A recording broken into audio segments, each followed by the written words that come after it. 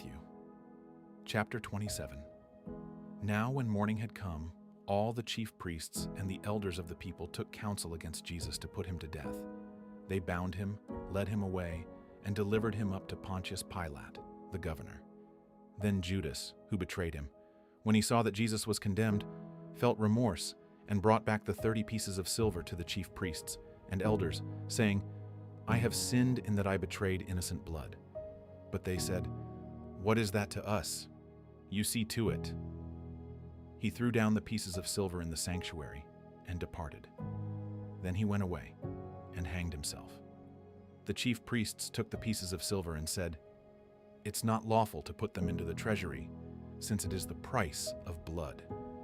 They took counsel and bought the potter's field with them to bury strangers in. Therefore that field has been called the field of blood to this day. Then that which was spoken through Jeremiah the prophet was fulfilled, saying, "They took the 30 pieces of silver, the price of him upon whom a price had been set, whom some of the children of Israel priced, and they gave them for the potter's field, as the Lord commanded me." Now Jesus stood before the governor, and the governor asked him, saying, "Are you the king of the Jews?" Jesus said to him, "So you say." When he was accused by the chief priests and elders, he answered nothing. Then Pilate said to him, "Don't you hear how many things they testify against you?" He gave him no answer, not even one word, so that the governor marveled greatly. Now at the feast, the governor was accustomed to release to the multitude one prisoner whom they desired. They had then a notable prisoner called Barabbas. When therefore they were gathered together, Pilate said to them, "Whom do you want me to release to you, Barabbas, or Jesus, who is called Christ?" For he knew that because of envy, they had delivered him up.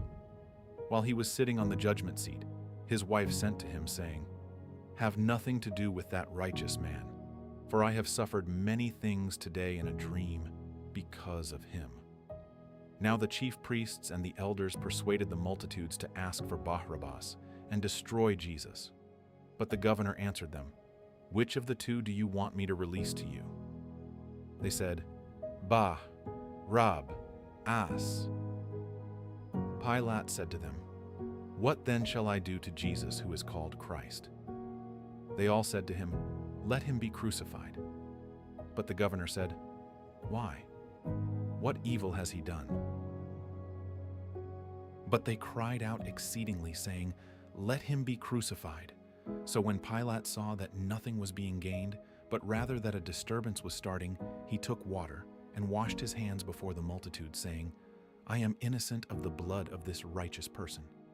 You see to it." All the people answered, "May his blood be on us and on our children." Then he released Barabbas to them, but Jesus he flogged and delivered to be crucified. Then the governor's soldiers took Jesus into the praetorium and gathered the whole garrison together against him. They stripped him and put a scarlet robe on him. They braided a crown of thorns and put it on his head and a reed in his right hand. And they kneeled down before him and mocked him, saying, "Hail, King of the Jews!" They spat on him and took the reed and struck him on the head. When they had mocked him, they took the robe off him and put his clothes on him and led him away to crucify him. As they came out, they found a man of Cyrene, Simon by name, and they compelled him to go with them, that he might carry his cross.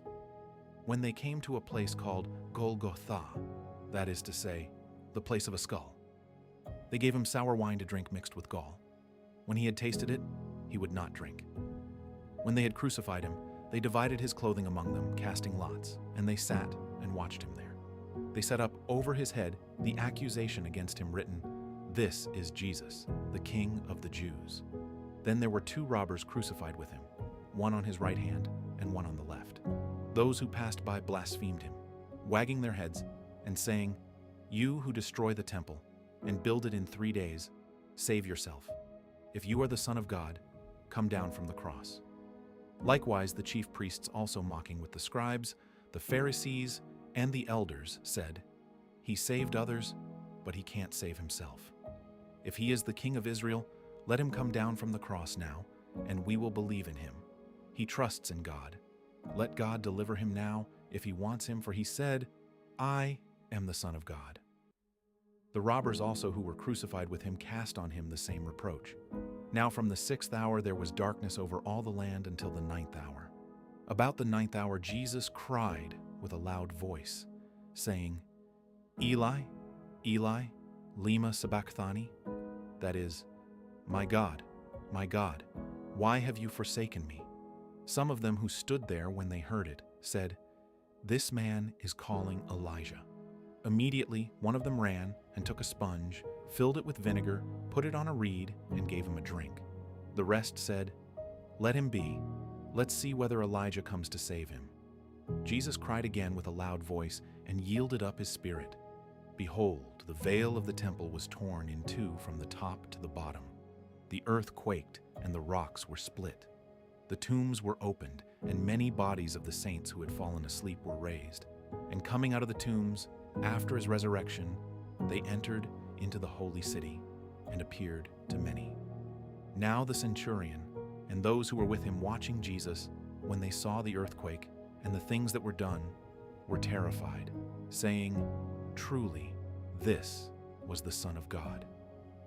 Many women were there watching from afar, who had followed Jesus from Galilee, serving him. Among them were Mary Magdalene, Mary the mother of James, and Joseph, and the mother of the sons of Zebedee. When evening had come, a rich man from Arimathea named Joseph, who himself was also Jesus' disciple, came. This man went to Pilate and asked for Jesus' body. Then Pilate commanded the body to be given up. Joseph took the body and wrapped it in a clean linen cloth and laid it in his own new tomb, which he had cut out in the rock. Then he rolled a large stone against the door of the tomb and departed. Mary Magdalene was there, and the other Mary, sitting opposite the tomb. Now on the next day, which was the day after the preparation day, the chief priests and the Pharisees were gathered together to Pilate, saying, "Sir, we remember what that deceiver said while he was still alive. After 3 days, I will rise again. Command therefore that the tomb be made secure until the 3rd day, lest perhaps his disciples come at night and steal him away, and tell the people, 'He is risen from the dead,' and the last deception will be worse than the first." Pilate said to them, "You have a guard. Go, make it as secure as you can." So they went with the guard and made the tomb secure, sealing the stone. Mark, chapter 15. Immediately in the morning the chief priests, with the elders, scribes, and the whole council, held a consultation, bound Jesus, carried him away, and delivered him up to Pilate. Pilate asked him, "Are you the king of the Jews?" He answered, "So you say." The chief priests accused him of many things. Pilate again asked him, "Have you no answer? See how many things they testify against you." But Jesus made no further answer, so that Pilate marveled. Now at the feast, he used to release to them one prisoner, whomever they asked of him. There was one called Barabbas, bound with his fellow insurgents, men who in the insurrection had committed murder. The multitude, crying aloud, began to ask him to do as he always did for them. Pilate answered them, saying, "Do you want me to release to you the king of the Jews?" For he perceived that for envy the chief priests had delivered him up. But the chief priests stirred up the multitude that he should release Barabbas to them instead. Pilate again asked them, "What then should I do to him whom you call the King of the Jews?" They cried out again, "Crucify him." Pilate said to them, "Why? What evil has he done?" But they cried out exceedingly, "Crucify him." Pilate, wishing to please the multitude, released Barabbas to them and handed over Jesus, when he had flogged him, to be crucified. The soldiers led him away within the court, which is the praetorium, and they called together the whole cohort. They clothed him with purple, and weaving a crown of thorns, they put it on him. They began to salute him. "Hail, King of the Jews!" They struck his head with a reed and spat on him, and bowing their knees, did homage to him. When they had mocked him, they took the purple cloak off him and put his own garments on him. They led him out to crucify him. They compelled one passing by, coming from the country, Simon of Cyrene, the father of Alexander, and Rufus, to go with them that he might bear his cross. They brought him to the place called Golgotha, which is, being interpreted, the place of a skull. They offered him wine mixed with myrrh to drink, but he didn't take it. Crucifying him, they parted his garments among them, casting lots on them, what each should take. It was the 3rd hour when they crucified thee.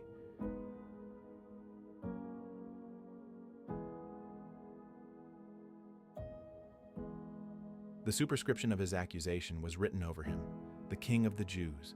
With him they crucified 2 robbers, one on his right hand and one on his left.